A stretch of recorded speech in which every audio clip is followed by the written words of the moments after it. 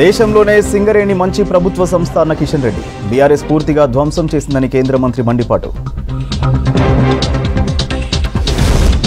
14 ఏళ్ల తర్వాత జోరందుకున్న నిమ్స్ విస్తరణ పనులు సంతోషం వ్యక్తం చేస్తున్న జహీరాబాద్ పరిసర ప్రజలు లిక్కర్ డిపోల్లో హమాలీల నియామకానికి లక్షల్లో వసూలు పాలమూరులో బీఆర్ఎస్ నేతల పెత్తనంపై విమర్శలు ఏడాదిగా భవన నిర్మాణాల బిల్లులు చెల్లించని కేయూ అధికారులు వెంటనే చెల్లించకుంటే ఆందోళన చేపడతామంటున్న కాంట్రాక్టర్లు ఉమ్మడి వరంగల్లో పెరిగిన బస్ రూట్ సర్వీసులు బస్సు వేయండంటూ గ్రామాల నుంచి భారీగా సిఫార్సు లెటర్లు నిర్వహణ లోపంతో భ్రష్టు పట్టిన ఖమ్మం సుడా పార్క్ కోట్లలో ప్రజాధనం వృధాపై స్థానికుల ఆగ్రహం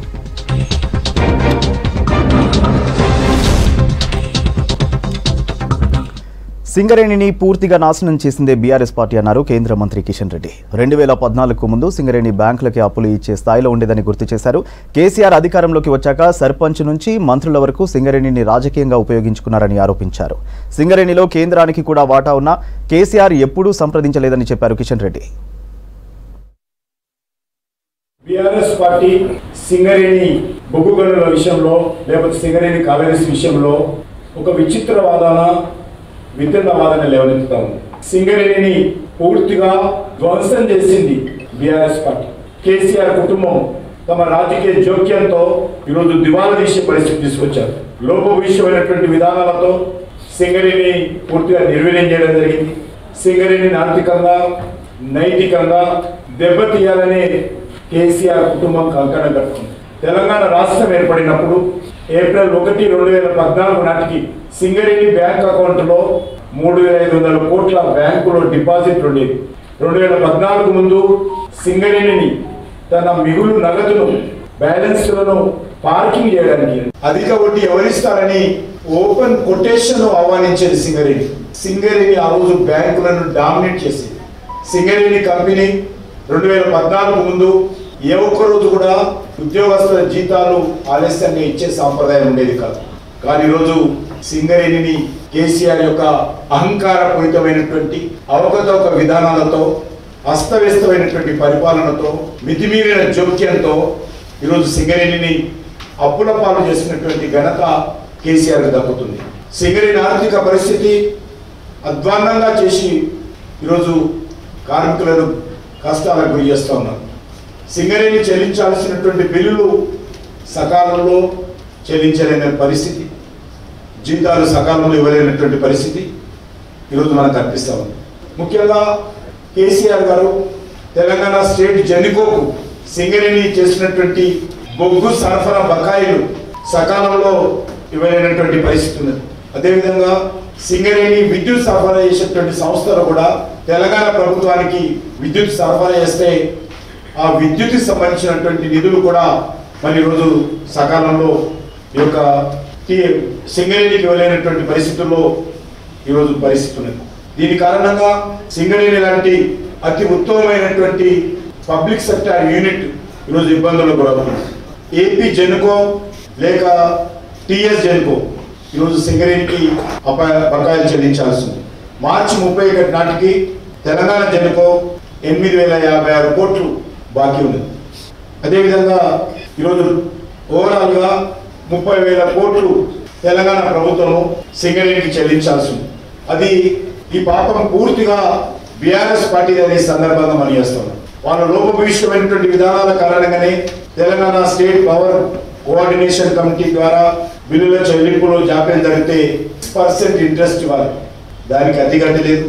ఏపీ జెన్కో ద్వారా బొగ్గు బకాయిలు బొగ్గు సరఫరా చేసినటువంటి 60 డేస్లో సింగరేణికి బొగ్గుల చెల్లింపులో జాప్యం జరిగితే 6% వడ్డీ ఇవ్వాలి, కానీ అస్సలు లేదు, వడ్డీ లేదు.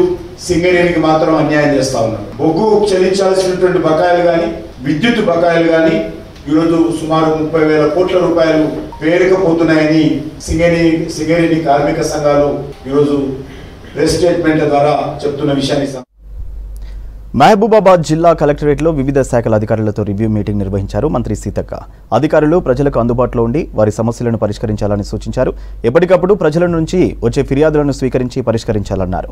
అందరి సమిష్టి కృషితో జిల్లాలను మరింత అభివృద్ధి పథంలో ముందుకు తీసుకెళ్లాలని అధికారులకు పిలుపునిచ్చారు మంత్రి సీతక్క. చాలా పనులు 3 months పెండింగ్ ఉన్నాయి. చాలా వర్క్స్ కూడా పెండింగ్ ఉంది. పబ్లిక్ ఇష్యూస్ కూడా పెండింగ్ ఉంది. సో కష్టంగా అనిపించినప్పటికీ మరి ఆ కాలాన్ని కూడా మనము ఇప్పుడు పరిగెత్తించి పనిచేస్తే తప్ప ప్రజలు ఇప్పుడు చూస్తే ఇంతమంది వచ్చారు ఇక్కడ.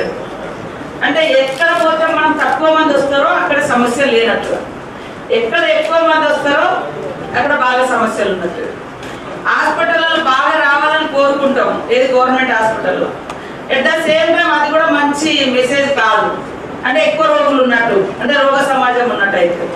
కాబట్టి ఉన్న రోగి అందరూ కూడా మన గవర్నమెంట్ హాస్పిటల్లోకి రావాలని కోరుకుంటాం. కానీ రోగుల సంఖ్య తక్కువ ఉంటేనే మనం సంతోషకరమైనటువంటి ఆరోగ్యకరమైనటువంటి రాష్ట్రంగా ప్రాంతంగా గుర్తిస్తాం. అట్లనే ఈ సమస్యలు కూడా చాలా జటిలంగా ఉన్నాయి. గతంలో కొన్ని వదిలేసినవి ఉన్నాయి, ఇప్పుడు మనం కొన్ని చేయాల్సినవి ఉన్నాయి. కాబట్టి వీటన్నింటినీ రివ్యూ చేసుకోవాలన్న ఉద్దేశంతో ఈరోజు మిమ్మల్ని అందరినీ మరి ఇక్కడ పిలుచుకోవడం జరిగింది. మీకు అందరికీ కానీ కలెక్టర్ గారికి కానీ అందరికీ మేము ఇక్కడ ఈరోజు మీ మీద అటాక్ ఉపన్యాసాలు ఏమి ఉండవు. మీ ఫలితాన్ని కూడా ఇప్పటికిప్పుడు మేము ప్రశ్నించేది ఏమి ఉండదు. కానీ ఈరోజు స్టార్ట్ మన అసైన్ అనేది ఈ రోజు నుంచి మన ప్రణాళిక ఈరోజు స్టార్ట్ చేస్తుంది. కలెక్టర్ గారు కూడా ప్రతి 3 నెలలకు మేము రివ్యూస్, అంటే జనరల్ బాడీ రివ్యూస్ ఉంటాయి. 2 months or 1 monthలో మరి ఇట్లా ఇంటర్నల్గా రివ్యూస్ పెట్టుకోవడం ఉంటుంది. కానీ 15 daysకి ఒకసారి మాత్రం ఖచ్చితంగా కలెక్టర్ గారు మీ శాఖలతో ఇంటర్నల్గా మీటింగ్స్ పెట్టుకొని ప్రగతి పైన, పురోగతి పైన, మీ ఫలితాన్ని పైన, మనకు వచ్చేటువంటి స్కీమ్స్ ఇంప్లిమెంటేషన్ పైన ఖచ్చితంగా రివ్యూ పెట్టుకోవడానికి వారికి పూర్తి స్వేచ్ఛను, అధికారాన్ని కూడా ఈ గవర్నమెంట్ అందిస్తుంది, సపోర్ట్ చేస్తుంది. రుణమాఫీపై ఇచ్చిన మాటను కాంగ్రెస్ సర్కార్ నిలబెట్టుకుంటోందన్నారు వేములవాడ ఎమ్మెల్యే ప్రభుత్వ విప్ ఆది శ్రీనివాస్. ఏకకాలంలో రైతులకు 2 లక్షల రుణమాఫీకి కేబినెట్ ఓకే చెప్పడంపై రాజన్న సిరిసిల్ల జిల్లా రుద్రంగి మండలంలో రైతులతో కలిసి సంబురాల్లో ప్రభుత్వ విప్ పాల్గొన్నారు. రైతు డిక్లరేషన్లో ఇచ్చిన ప్రతి హామీని రేవంత్ సర్కార్ నెరవేరుస్తుందన్నారు. త్వరలోనే రైతు భరోసా నిధులు కూడా అందజేస్తామన్నారు ఆది శ్రీనివాస్.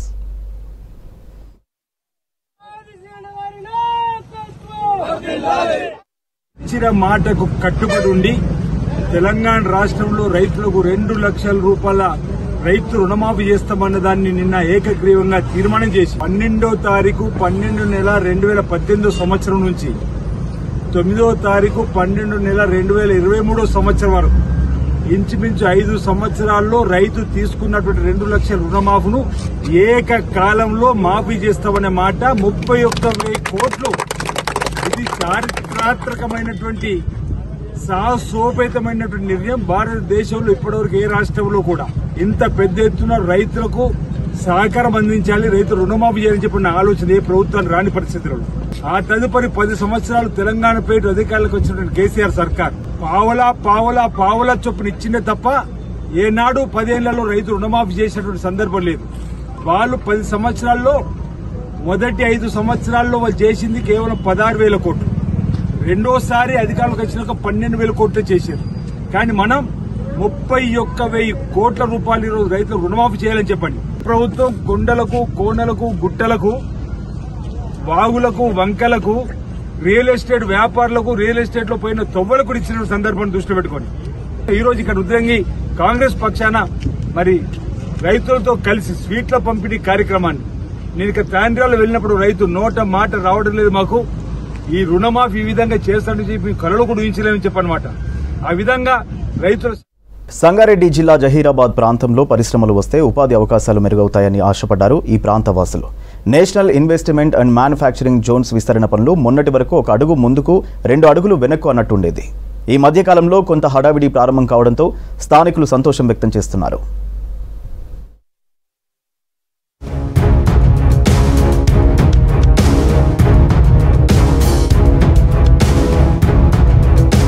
జాతీయ స్థాయిలో గుర్తింపు పొందుతున్న జహీరాబాద్ ప్రాంతంలోని జాతీయ పెట్టుబడులు ఉత్పాదక మండలి ప్రాజెక్టు పరిధిలో భూసేకరణ ప్రక్రియ వేగవంతమైంది. 2012లో దాదాపు 31,000 కోట్ల పెట్టుబడులు 3 లక్షల మందికి ఉపాధి కల్పించే లక్ష్యంతో యూపీఏ ప్రభుత్వం మంజూరు చేసింది. ఈ ప్రాజెక్టు కోసం మొత్తం 12,635 ఎకరాల భూమిని సేకరించాలని భావించారు. ప్రభుత్వం 5 ఏళ్ల క్రితం మొదటి విడతలో భాగంగా 3,500 ఎకరాలు సేకరించింది. అందులో మౌలిక వసతుల కల్పనకు ప్రాధాన్యం ఇవ్వడంతో పాటు 2 పరిశ్రమలకు స్థలాన్ని కేటాయించారు. ఇంతకాలం నెమ్మదిగా సాగిన భూసేకరణ ప్రక్రియ కొన్ని రోజులుగా ఊపందుకుంది. ఈ టీఆర్ఎస్ గవర్నమెంట్ 10 ఏళ్ల వరకు కూడా దీనికి ఎక్కడ వేసిన కూడా అక్కడనే ఉండిపోయింది. దీన్ని ఏమీ డెవలప్మెంట్ చేయలేదు. ఏదో నామమాత్రంగా బైపాస్ రోడ్డు స్టార్ట్ చేస్తున్నాము, తూతూ మంత్రంగా స్టార్ట్ అయింది. మళ్ళీ ఇప్పుడు మన రేవంత్ రెడ్డి గవర్నమెంట్ వచ్చినాక, కాంగ్రెస్ గవర్నమెంట్ వచ్చినాక ఇప్పుడు మన దామోదర్ సాబు కృషితోటి ఇది తొందరగా స్టార్ట్ తొందర వర్క్ కూడా కంప్లీట్ అవుతున్నది. దీని నుంచి తొందరగా ఫ్యాక్టరీలు వస్తాయి, మన ప్రజలకు ఉద్యోగం, మన నిరుద్యోగులకు ఉద్యోగం దొరుకుతుంది. 13,000 ఎకరాల లోపల 32,000 కోట్ల పెట్టుబడులు ఇప్పటికే ప్రారంభమైనవి. అది వచ్చినట్లయితే సుమారుగా 3 లక్షల మందికి ఉద్యోగ అవకాశాలు వస్తాయి. ఈ ప్రాంతం లోపల ఎంతో మంది నిరుద్యోగులు ఐటీఐ చేసి, డిప్లొమాలు చేసి, ఇంజనీరింగ్ చేసి ఎక్కడెక్కడో పోయి బతకడానికి పోతున్నారు. కాబట్టి జాబ్ల కొరము బెంగళూరు లాంటి పెద్ద పట్టణాలకు మా ప్రాంతానికే మా వాళ్ళు కాకుండా బయటికి వెళ్లి మా ప్రాంతానికి వచ్చే పరిస్థితి ఏర్పడుతుంది ఫ్యూచర్ లోపల. సంగారెడ్డి జిల్లాలోని జహీరాబాద్ నియోజకవర్గం జరాసంగం, న్యాల్కల్ మండలాల్లోని 17 గ్రామాల పరిధిలో నిమ్స్ ప్రాజెక్టు విస్తరించనున్నారు. నిమ్స్ భూముల ప్రక్రియను కొలిక్కి తేవాలనే ఉద్దేశంతో జహీరాబాద్ లో ప్రత్యేక కార్యాలయాన్ని ఏర్పాటు చేసి స్పెషల్ డిప్యూటీ కలెక్టర్ను నియమించింది ప్రభుత్వం. భూసేకరణలో భాగంగా 2018లో మొదటి విడత కింద 3,500 ఎకరాలు సేకరించారు. భూములు ఇవ్వడానికి సంసిద్ధత తెలుపుతూ వచ్చే రైతులు, పరిహారం చెక్కులు తీసుకునేందుకు వచ్చే వారితో జహీరాబాద్లోని నిమ్స్ కార్యాలయం 4-5 రోజులుగా బిజీగా మారింది. మేడం గీతారెడ్డి గారు కృషితో జహీరాబాద్ ప్రాంతానికి నిమ్స్ అనేది ఇక్కడికి తీసుకుని వచ్చినారు. కాకపోతే దాని తర్వాత తెలంగాణ అలాగైపోయిన తర్వాత కేసీఆర్ గారి ప్రభుత్వము దాన్ని మొత్తానికి నిర్లక్ష్యం చేసి అది పెండింగ్ లో 10 సంవత్సరాల నుంచి పెట్టినారు. కాంగ్రెస్ గవర్నమెంట్ రేవంత్ రెడ్డి సారథ్యంలో వచ్చినది. దానికి ఇప్పుడు కంప్లీట్ చేయబోతున్నారు. 3 లక్షల ఉద్యోగాలు దొరుకుతాయని దీనికి అంచనా కట్టినారు. కాంగ్రెస్ పార్టీ అధికారంలోకి వచ్చిన తర్వాత రేవంత్ రెడ్డి గారి నాయకత్వంలో ఈ నిమ్స్ అనేది రైతులు కూడా ముంగట్టుకొస్తున్నారు. ఏదైతే 4 లైన్స్ రోడ్ ఉందో అది కూడా వేగవంతంగా జరుగుతుంది. భూసేకరణ కూడా వేగవంతంగా జరుగుతుంది. జనాలు కూడా ఆశలు ఉన్నారు. నిమ్స్ డెవలప్ అయితే ఇక్కడ ఉన్నటువంటి జహీరాబాద్ ప్రాంతం అభివృద్ధి జరుగుతుందని చెప్పేసి చాలా మంది యువత కూడా ఎదురు చూస్తున్నారు. నిమ్స్ లో రోడ్ల నిర్మాణం పనులు కొనసాగుతున్నాయి. మొదటి విడతలో సేకరించిన ఎల్గోయి, బర్దీపూర్, చీలపల్లి గ్రామాల పరిధిలో హుందాయ్ పరిశ్రమకు 109 ఎకరాలు, వెమ్ టెక్నాలజీ పరిశ్రమకు 511 ఎకరాలు కేటాయించారు. ఇంకా భూసేకరణ చేసేందుకు అధికారులు సమాయత్తమవుతున్నారు. రాష్ట్ర బీజేపీ అధ్యక్షుడి నియామకంలో పార్టీ హైకమాండ్దే ఫైనల్ డెసిషన్ అన్నారు ఎంపీ రఘునందన్ రావు. జాతీయ నాయకత్వం ఎవరిని నియమించినా స్వాగతిస్తామని చెప్పారు. బీజేపీ సంస్థాగతంగా బలంగా ఉందన్నారు. రాష్ట్ర విభజన హామీలన్నీ కేంద్రం అమలు చేస్తుందన్నారు. వరంగల్ కోచ్ ఫ్యాక్టరీ కోసం భారత ప్రభుత్వం ఎప్పుడో లేఖ రాసిందన్నారు. గత బీఆర్ఎస్ సర్కార్ వివాదాస్పద భూమి కేటాయించడం వల్లే ఫ్యాక్టరీ తరలిపోయిందన్నారు రఘునందన్ రావు. నరేంద్ర మోడీ గారు మూడోసారి ప్రధానమంత్రి అయ్యేటువంటి 400 మంది ఎంపీల క్లబ్లో రఘునందన్ రావు ఉండాలని మా మెదక్ ప్రజలు కలగన్నారు. 10 సార్లు కాంగ్రెస్ పార్టీ, 6 సార్లు టీఆర్ఎస్ పార్టీ కంటిన్యూస్గా గెలిచినటువంటి ఒక మెదక్ పార్లమెంట్ లాంటి ఒక చారిత్రాత్మకమైనటువంటి seat. India is Indira, Indira is India అన్న ఇందిరమ్మ గెలిచినటువంటి సీటు. తెలంగాణ ఉద్యమం కర్త కర్మ క్రియ అని చెప్పినటువంటి చంద్రశేఖరరావు గారి పుట్టినిల్లైన మెదక్ పార్లమెంట్లో ఒక కసితో 1999లో ఆలె నరేంద్ర గారు గెలిచినప్పటి మెదక్ పార్లమెంట్ వేరు. అప్పుడు మెదక్ పార్లమెంట్ అంటే ఇటువైపు సంగారెడ్డి, జహీరాబాద్, నారాయణఖేడ్, ఆందోళ్, కామారెడ్డి, బాన్స్వాడ, ఎల్లారెడ్డి ఉండేది. కానీ దాంట్లోంచి ఒక సంగారెడ్డిని మాత్రమే కలిపి మిగతా 6 నియోజకవర్గాలకు వస్తాయి. నర్సాపూర్ కానివ్వండి, పటాన్చెరు కానివ్వండి, మెదక్, దుబ్బాక, గజ్వేల్, సిద్దిపేట లాంటి తెలంగాణ ఉద్యమానికి పుట్టినిల్లైనటువంటి అన్ని కాన్స్టిట్యున్సీని కలిపితే ఏర్పాటైనటువంటి కొత్త మెదక్ పార్లమెంట్లో. But technically it is called Medak. మెదక్లో భారతీయ జనతా పార్టీ 1999లో ఆ రోజు భాగ్యనగరం అంతా టైగర్ అని పిలుచుకున్నటువంటి ఆలె నరేంద్ర గారిని గెలిపించినటువంటి మెదక్ గడ్డ 2.5 దశాబ్దాల తర్వాత తిరిగి భారతీయ జనతా పార్టీకి జీవం పోసి మెదక్ పార్లమెంట్ నుంచి నన్ను గెలిపించడం జరిగింది. జయ జయ హే తెలంగాణ జననీ జయ కేతనం అనే పాటని తెలంగాణ రాష్ట్ర గీతం అని చెప్పిన మీరు ఈరోజు అసెంబ్లీలో మన జాతీయ గీతం కంటే ముందు తెలంగాణ రాష్ట్ర గీతం పాడితే బాగుంటుంది అని చెప్తే ఇంకా తెలంగాణ రాష్ట్రానికి రాష్ట్ర గీతం ఏం రాయలేదు, రాసినాక అప్పుడు ఆలోచిస్తామని చెప్పి ముఖం మార్చుకొని కూర్చున్నాడు. నేను ఆ రోజు లేవనెత్తిన మాటని ఇంకొక 3 సంవత్సరాల తర్వాతనైనా కొత్తగా వచ్చిన ప్రభుత్వమైనా కనీసం గుర్తించి జగిత్యాల జిల్లా తాటిపల్లి తుర్కాసి నగర్లోని విద్యార్థులకు ఇచ్చిన మాట నిలబెట్టుకున్నారు ఎమ్మెల్సీ జీవన్ రెడ్డి. 2 రోజుల క్రితం తాటిపల్లిలో నడుచుకుంటూ స్కూల్కి వెళ్తున్న పిల్లల్ని చూసి ఆగి వారితో మాట్లాడారు. తమ గ్రామంలో స్కూల్ లేకపోవడంతో హైవేపై రోజు 2 కిలోమీటర్లు నడిచి తాటిపల్లి స్కూల్కి వెళ్తున్నామని చిన్నారులు తెలిపారు. త్వరలోనే తుర్కాసి నగర్లో స్కూల్ కట్టిస్తానని పిల్లలకు హామీ ఇచ్చారు జీవన్ రెడ్డి.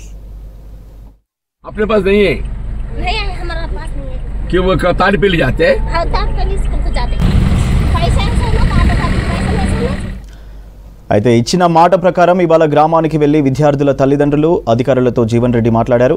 తరగతి గదులు ఏర్పాటు చేసి 3 నెలల్లో పూర్తి పాఠశాల భవనాన్ని విద్యార్థులకు అందుబాటులోకి తీసుకొస్తామన్నారు. అంగన్వాడీ నుంచి 5వ తరగతి వరకు స్కూల్, ఉదయం టిఫిన్, మధ్యాహ్నం భోజనం ఏర్పాటు చేస్తానని హామీ ఇచ్చారు జీవన్ రెడ్డి. 6వ తరగతి కోసం తాటిపల్లికి వెళ్లే విద్యార్థులకు ఉచిత బస్సు సౌకర్యం కల్పిస్తానన్నారు. పాఠశాల భవనానికి స్థల పరిశీలన చేసి తాత్కాలికంగా తరగతి గదులు ఏర్పాటు చేయాలని అధికారులను ఆదేశించారు. తల్లిదండ్రులు తమ పిల్లల్ని తప్పక చదివించాలని కోరారు MLC Jeevan Reddy.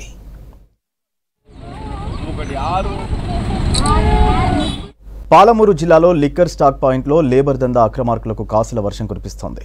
Liquor loading, unloading చేసే హమాలీల నియామకాల కోసం లక్షల్లో కమిషన్లు నొక్కేస్తున్నారు. సర్కారు లిక్కర్ స్టాక్ పాయింట్లో ఏళ్లుగా జరుగుతున్న అక్రమ భాగోతంపై V6 స్పెషల్ స్టోరీ. పాలన మారినా, ప్రజాప్రతినిధుల కుర్చీలు తారుమారైనా పాలమూరులో బీఆర్ఎస్ లీడర్ల పెత్తనం మాత్రం మారలేదు. పాలమూరు జిల్లాలోని లిక్కర్ స్టాక్ పాయింట్ ఇందుకు కేర్ ఆఫ్ గా మారింది. ఇక్కడ హమాలీలు పనిచేయాలంటే మాజీ ప్రజాప్రతినిధులకు కప్పం కట్టాల్సిందే. 100లు కాదు, 1000 కాదు, ఏకంగా లక్షల రూపాయలు సమర్పించుకోవాల్సిందే. లిక్కర్ లోడింగ్, అన్లోడింగ్ చేసే హమాలీల నియామకాల కోసం లక్షల్లో కమిషన్లు వసూలు చేస్తున్నారు. ఇదో గూడుపుటాని దందా. ఇందులో అధికారులు, బీఆర్ఎస్ లీడర్లదే కీ రోల్. పైకి మాత్రం తమకేం సంబంధం లేదని లిక్కర్ డిపో అధికారులు, సిబ్బంది చెప్పే మాట. ఎవరిని పనిలో పెట్టుకోవాలో లోకల్ లీడర్లు ఆదేశిస్తే వారినే స్టాక్ పాయింట్ వద్ద తీసుకుంటారు. లక్షల రూపాయలు చేతిలో పెట్టడానికి ఇదేమన్నా సర్కారీ నౌకరా అని అనుమానం రావచ్చు. కానీ ఇక్కడే ఉంది అసలైన twist. Thimmajipet liquor stock point లో పనిచేసే హమాలీ నెల సంపాదన డిపో మేనేజర్ కంటే ఎక్కువ. లోడింగ్, అన్లోడింగ్ కు కాటన్ కు 7 రూపాయల చొప్పున లిక్కర్ షాప్ ఓనర్లు కూలీలకు హమాలీ చెల్లిస్తారు. లోడింగ్, అన్లోడింగ్ ద్వారా ఒక్కో హమాలీకు రోజుకు 3000 నుంచి 5000 దాకా కూలీ ఆదాయం వస్తుంది. అలా ఒక్కో హమాలీ సంపాదన నెలకు 1,00,000 పైమాటే. అందుకే లిక్కర్ స్టాక్ పాయింట్ హమాలీ పోస్ట్ కు అంత డిమాండ్. అలా ఒక్క హమాలీని పనిలో పెట్టాలంటే 5 నుంచి 10 లక్షల ధర పలుకుతోంది. కొంతమంది లోకల్ లీడర్లు సిండికేట్ గా మారి ఈ తరహా దందా నడిపిస్తున్నారు. అధికారులు, తాజా మాజీ ప్రజాప్రతినిధులు కుమ్మక్కై ఎవరు ఎక్కువ డబ్బులిస్తే వారిని పనిలో పెట్టుకోవాలని డిసైడ్ చేస్తారు. ఏళ్లుగా లిక్కర్ డిపోలో పెత్తనం సాగిస్తున్నారు. ఈ డిపోలో ప్రస్తుతం 72 మంది హమాలీలు పనిచేస్తున్నారు. అందరి నుంచి కమిషన్లు రాబట్టిన తర్వాతే పనిలో పెట్టుకున్నారు. గత ప్రభుత్వంలో ఉన్న టీఆర్ఎస్ నాయకులు వాళ్ళు ఒక్కొక్కరితో 5 లక్షలతో అంటే డిమాండ్ చేసి తీసుకొని ఇంట్లో పెట్టిస్తామని కొంతమంది మోసం చేశారు, కొంతమంది తీసుకుని పైసలు ఇచ్చారు. ఇక్కడ అన్యాయం జరుగుతుంది. మా అందరికీ ఉపాధి కల్పించాలి. ఒక్క సీటుకు మినిమం 22 లక్షల్లో అమ్ముకుంటారు. ఇది అయితే ఇట్లుందంటే అనేది ఇది గవర్నమెంట్ జాబ్ లాగా ఉంది. వీళ్ళు చేస్తారు, వీళ్ళ కొడుకులు చేస్తారు. వీళ్ళ కొడుకులు బాగాలేదనుకో ఇంకోని పెడతారు, ఇంకోటి వాళ్ళు చేస్తారు. వాళ్ళకి కూడా వాళ్ళ ఇబ్బంది అయిందనుకో వీళ్ళు బయటకు వస్తారు, వాళ్ళని పెట్టి వీళ్ళు తెల్లబాటలు వేసుకొని రాజకీయాలు చేస్తారు. నిరుద్యోగులు ఇక్కడ దగ్గర 100 మంది 150 మంది ఉన్నారన్న. మేము ఏం కోరుకుంటున్నామంటే మాకు ఖచ్చితంగా ఇందులో ఎందుకు పని ఉంది, మాకు పని కల్పించాలి. ఒక్కొక్కరి దగ్గర 5-5 లక్షలు తీసుకొని 12 మందిని ఇందులో ఎక్కించాలని వాళ్ళు చూసిరన్నమాట. మాకు తెలిసిన వెంబటే ఇక్కడికి వచ్చి మేము ధర్నా చేసి వాళ్ళని లోపలికి వెళ్ళిన తర్వాత వాళ్ళని మళ్ళీ ఇంకసేరి రిటర్న్ పంపించడం జరిగింది. డిఎం ఇతరులు లోపల ఉన్న అధికారులు కుమ్మక్కయి పైసలు తీసుకొని మమ్మల్ని రానియకుండా ఊళ్ళో ఎంతోమంది యువకులు ఉన్నారు. ఇక్కడ రోడ్ల మీద ఉట్టిగా తిరుగుతున్నారు. ఇందులో ఉపాధి కూడా దొరుకుతుంది. మాకు ఎంతో కొంత ఉపాధి దొరుకుతుంది. అందరు డిగ్రీలు చేసిన వాళ్ళు, పీజీలు చేసిన వాళ్ళు, ఇంటర్ చేసిన వాళ్ళు అందరూ ఉన్నారు ఇక్కడ. దీని మీద ఎన్నో రోజుల నుంచి మేము ధర్నా చేసినా కూడా అప్పుడు ఎక్కిస్తాం ఇప్పుడు ఎక్కిస్తాం అని మాయమాటలు చెప్పి టీఆర్ఎస్ లీడర్లు, ఇందులో ఉన్న అధికారులు, మళ్ళా ఇందులో ఉన్న పని చేసే వాళ్ళు కొంతమంది కుమ్మకై పైసలు తీసుకొని వాళ్ళకు ఒత్తాసు పలుకుతూ మమ్మల్ని అవాయిడ్ చేస్తున్నారనమాట. రెక్కల కష్టం చేసి కాటన్లు మోసే హమాలీలు కూలి డబ్బులు తీసుకుంటే తప్పులేదు. కానీ వారి పేరుతో రాజకీయ ముసుగు కప్పుకున్న కొంతమంది వ్యక్తులు వారి కష్టాన్ని తన్నుకుపోతున్నారు. పవర్ పోయినా ప్రవర్తన మాత్రం మారలేదు. తాము చెప్పిందే వేదం అన్నట్లుగా లిక్కర్ డిపో అధికారులు నడుచుకుంటున్నారు. వారి ఆజ్ఞలను శిరసా వహిస్తున్నారు. ఎక్కడ తమ వాటాలో వజన్ తక్కువవుతుందోనని ఎవరిని పడితే వారిని లేబర్గా పెట్టుకోరు. ఉమ్మడి మహబూబ్ నగర్ జిల్లాలో మొత్తం 230 లిక్కర్ షాపులు, 37 బార్లున్నాయి. వీటికి 2 స్టాక్ పాయింట్ల ద్వారా మద్యం సరఫరా అవుతుంది.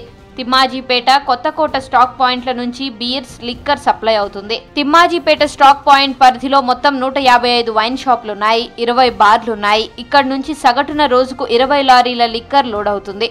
యావరేజ్ గా 70 వరకు వైన్ షాపులకు లిక్కర్ లోడింగ్ అవుతుంది. కాటన్ కు 7 రూపాయల చొప్పున లారీలో సుమారు 900 కాటన్ల వరకు లిక్కర్ ఉంటుంది. వారంలో సోమ, శనివారం లోడింగ్ ఎక్కువగా ఉంటుంది.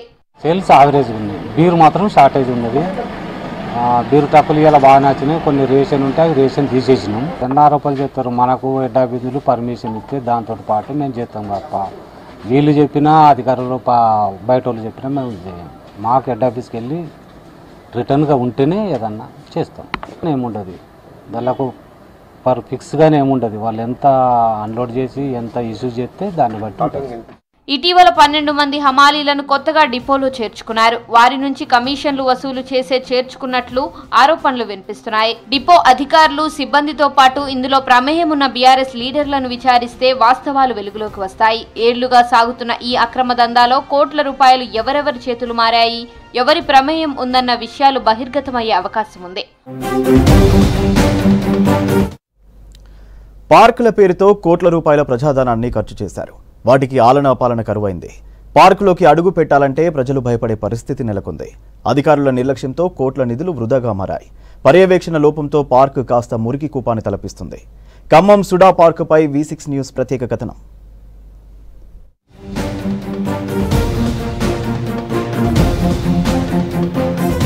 ఖమ్మం నగరంలో గత బీఆర్ఎస్ ప్రభుత్వ హయాంలో 1.30 కోట్ల వ్యయంతో సుడా పార్కును ఏర్పాటు చేశారు. 2022లో జూన్ 11న సుడా పార్క్ ప్రారంభించారు. ఖమ్మం నగరానికి అత్యంత చేరువలో ఖమ్మం ఇల్లందు ప్రధాన రహదారి పక్కనే ఈ పార్కు ఉండడంతో అత్యంత ప్రాధాన్యత సంతరించుకుంది. 6 ఎకరాల్లో ట్యాంక్ బండ్, 8 ఎకరాల్లో ప్లాంటేషన్, పర్యావరణాన్ని కాపాడేందుకు 23,000 మొక్కలు, సుగంధాన్ని వెదజల్లే అనేక రకాల పూల మొక్కలు ఏర్పాటు చేశారు. వివిధ ఆకృతుల్లో చెట్లు, పిల్లలు ఆడుకునేందుకు చిల్డ్రన్ పార్క్, పెద్దల ఫిట్నెస్ కోసం walking track, open gym, beautification plantation ఏర్పాటు చేశారు. కానీ సరైన మెయింటెనెన్స్ లేకపోవడంతో ప్రారంభించిన కొన్ని రోజులకే మూలన పడింది.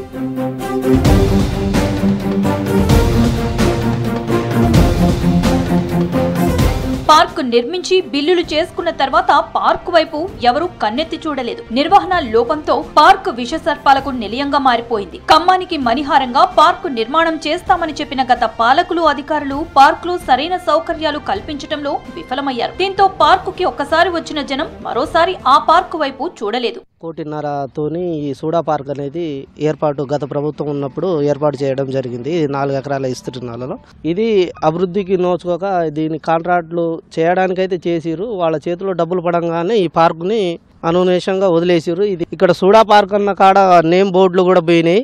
ఇక్కడ దీన్ని పట్టించుకోక పక్షులు లాగా పెట్టిరు, ఇక్కడ చేతి బొమ్మ లాగా. అది కూడా పక్షులు కూడా వచ్చి ఎవరు పర్యవేక్షణలో లేకుండా డైరెక్ట్ కోసుకొని పోవడం జరుగుతుంది. ప్రతి సంవత్సరం పార్క్ అభివృద్ధి పనుల కోసం సుడా నుంచి 7 లక్షల రూపాయల వరకు నిధులు వెచ్చిస్తూ ఉంటారు. ఈ నిధుల్లోనే పార్కులో పనిచేస్తున్న శానిటేషన్ వర్కర్లు, పంప్ ఆపరేటర్లు విద్యుత్ బిల్లుల చెల్లింపు చేస్తూ ఉంటారు. అధికారులు ఆ బిల్లులు సైతం చెల్లించకపోవడంతో పార్కులో పనిచేసే వాళ్లు కరువయ్యారు. దీంతో పార్క్ మెయింటెనెన్స్ జీరోకి వచ్చేసింది. గత కొన్ని సంవత్సరాలుగా సుడా పార్కుకు నిధులు లేకపోవడంతో ఆలనా పాలన కరువైంది. నిధులు విడుదల కాకపోవడంతో పార్క్ మెయింటెనెన్స్ కష్టతరంగా మారింది. పార్క్ మొత్తం పిచ్చి మొక్కలకు నిలయంగా మారింది.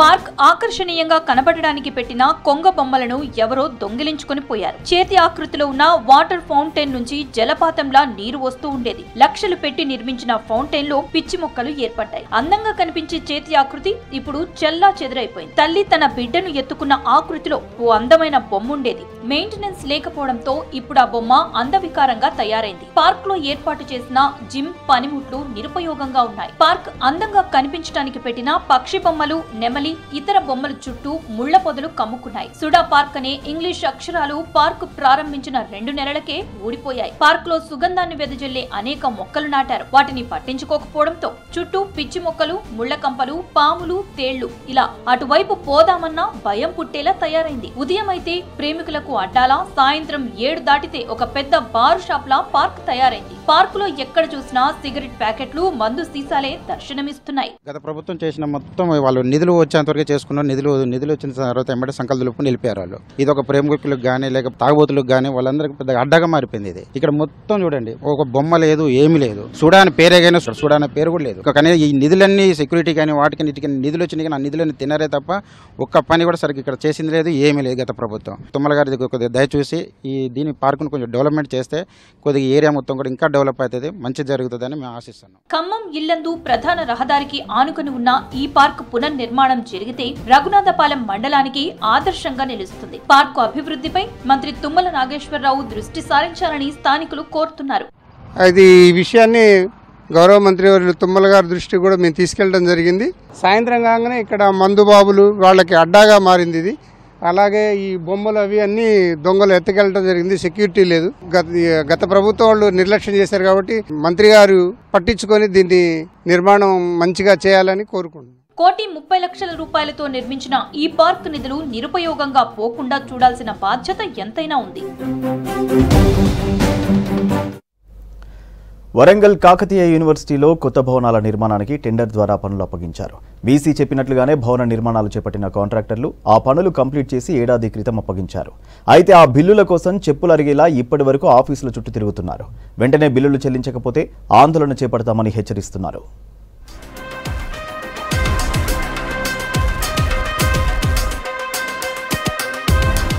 వరంగల్ కాకతీయ యూనివర్సిటీలో భవన నిర్మాణాల కోసం 1,10,00,000 రూపాయలు కేటాయించి టెండర్కి పిలిచారు. టెండర్ దక్కించుకున్న కాంట్రాక్టర్ ఆ బిల్డింగులను నిర్మించి కేయూ అధికారులకు అప్పగించారు. ఏడాది గడుస్తున్నప్పటికీ బిల్లులు ఇవ్వటం లేదని వాపోతున్నారు కాంట్రాక్టర్లు. అడిగినంత పర్సంటేజ్ చెల్లిస్తే బిల్లులు ఇస్తామని నాంచుతూ నానా ఇబ్బందులకు గురి చేస్తున్నారని ఆరోపిస్తున్నారు. బిల్లుల కోసం వెళ్తే అధికారులు లోనికి రానివ్వటం లేదని అంటున్నారు కాంట్రాక్టర్లు.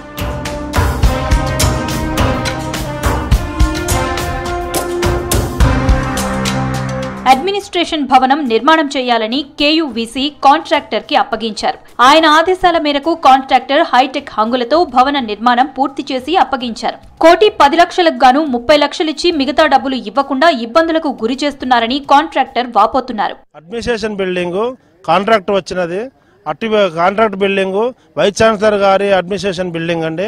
ఆ బిల్డింగ్ లోపల మొత్తం కంప్లీట్ చేశాను. కంప్లీట్ చేసి కూడా 1 ఇయర్ న్యాక్ బృందం వచ్చినప్పుడు కూడా కంప్లీట్ చేశాను. ఆ కంప్లీట్ అయిపోయింది. వైస్ ఛాన్సలర్ గారు ఎన్నిసార్లు విన్నవించి కన్నీళ్ళ పర్యంతమైనా కూడా ఆ ఫైనల్ బిల్ లోపల 58 లక్షల లోపల నేను కట్టిన దానికి 1 ఇయర్ అయింది. నాకు బిల్లులకు డబ్బులు రాక వడ్డీలు కట్టలేక చాలా కన్నీళ్ళ పర్యంతమైన నాకు దయచేసి ముఖ్యమంత్రి గారు, ఈ రాష్ట్ర ముఖ్యమంత్రి గారు, రాష్ట్ర ఇన్ఛార్జ్ రాబోయే ఇన్ఛార్జ్ కానీ ప్రస్తుతం ఉన్న వైస్ ఛాన్సలర్ కానీ నాకు బిల్లు ఇప్పించి సకాలంలో నాకు నా ఎందుకు దయచేసి నా కష్టాలను తీర్చగలరని నా యొక్క ప్రార్థన. కేయూలో నూతనంగా నిర్మించిన భవనాలకు ఇతర వర్కులు చేసిన వారికి కూడా 8 కోట్లకు పైగా బిల్లులు చెల్లించామని చెబుతున్నారు కేయూ డెవలప్మెంట్ అధికారి వాసుదేవరెడ్డి. తాము ప్రస్తుతం 7 లక్షల రూపాయలు మాత్రమే చెల్లించాల్సి ఉందని అంటున్నారు. ఏ కాంట్రాక్టర్లకు బిల్లులు పెండింగ్ లో లేవని డెవలప్మెంట్ అధికారి చెబుతున్నారు. నేను డీఓ అయిన తర్వాత పాత అన్ని కూడా క్లియర్ అయినాయి. మొన్న కూడా పాత అన్ని కూడా క్లియర్ అయినాయి. ఇప్పుడు ఎవరికి కూడా పెండింగ్ లేవు. ఇక్కడి నుంచి ఇప్పటి వరకు ఎవరి దగ్గర పెండింగ్ లేవు. ఎక్సెప్ట్ ఒక కాంట్రాక్టర్ చనిపోయిండు, ఆ సోమయ్య అని కాంట్రాక్టర్ చనిపోయిండు. అది లీగల్ హెయిర్ సర్టిఫికేట్, అది ఒక్క బిల్లు తప్ప లీగల్ హెయిర్ ఇష్యూ ఉన్నది. ఆ ఒక్క బిల్లు జస్ట్ 6-7 lakhs ఉంటుంది. అది ఒక్కటి క్లియర్ చేసుకున్న తర్వాత పోతుంది. అంటే ఏది పెండింగ్ లేదు. మనకు సంబంధించి న్యాక్ వర్క్స్ కూడా మనం చేయలేదు. ఇన్ఫ్రాస్ట్రక్చర్ డెవలప్మెంట్ కార్పొరేషన్ చేసింది. వాళ్ళే కూడా ఆల్మోస్ట్ పేమెంట్ అయినాయి. ఇక వాళ్ళు ఏమైనా పెండింగ్ ఉంటే వాళ్ళు సబ్మిట్ చేస్తే చేస్తాం. 8,35,00,000కు దాదాపు 7 కోట్ల రూపాయల పేమెంట్ జరిగింది. బిల్లులు చెల్లించాలని కాంట్రాక్టర్ అంటుంటే పనులు చేసిన కాంట్రాక్టర్లందరికీ బిల్లులు చెల్లించామని అధికారులు చెబుతున్నారు. దీనిపై ఉన్నతాధికారులు దృష్టి సారించాలి, లేకపోతే ఆందోళనలు చేపడతామని కాంట్రాక్టర్లు హెచ్చరిస్తున్నారు.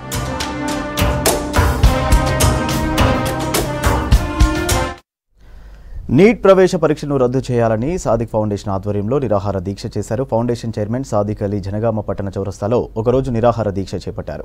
వెంటనే నీట్ పరీక్షను రద్దు చేసి భారత విద్యార్థి లోకాన్ని కాపాడాలని కేంద్ర ప్రభుత్వాన్ని కోరారు. తగిన చర్యలు తీసుకోకుంటే కాశ్మీర్ నుంచి కన్యాకుమారి వరకు విద్యార్థులు ఉద్యమిస్తారని హెచ్చరించారు.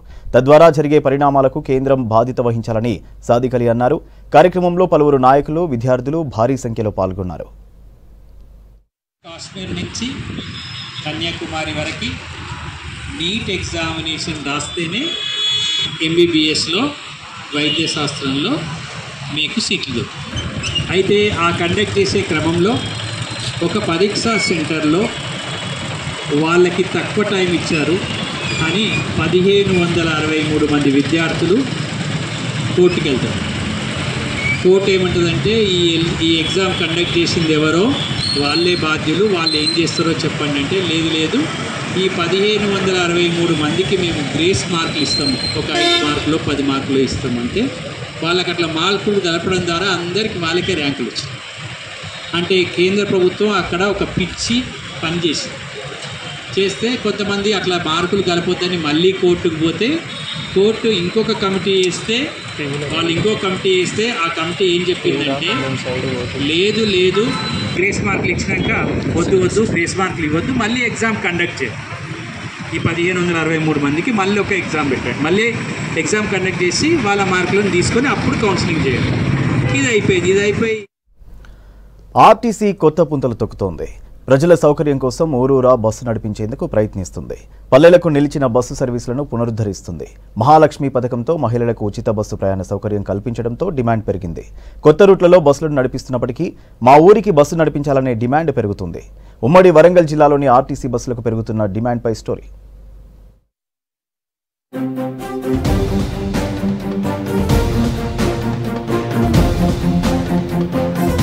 ఉమ్మడి వరంగల్ జిల్లాలో 9 ఆర్టీసీ డిపోలున్నాయి. ఈ డిపోల్లో 908 బస్సులున్నాయి. ఇవి రోజుకు 5 లక్షలకు పైగా ప్రయాణికులను గమ్యస్థానాలకు చేర్చుతున్నాయి. దీంతో ఆర్టీసీకి ప్రతిరోజు 2.5 కోట్లకు పైగా ఆదాయం వస్తుందని అధికారులు చెబుతున్నారు. ఉమ్మడి వరంగల్ జిల్లాలో 300కు పైగా రూట్లలో బస్సులు నడుస్తున్నాయి. పల్లెల్లోనే కాకుండా ఏపీ, కర్ణాటక రాష్ట్రాలకు కూడా బస్సు సర్వీసులు నడిపిస్తున్నామని అధికారులు చెబుతున్నారు.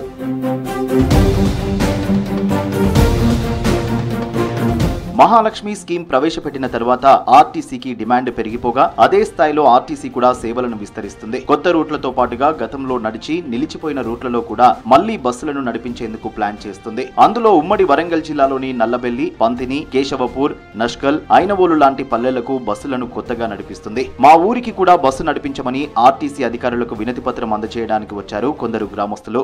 లేని చోట్ల కూడా సర్వీసులు, లేని చోట్ల కూడా సర్వీసులు కల్పిస్తూ ఉన్నారు.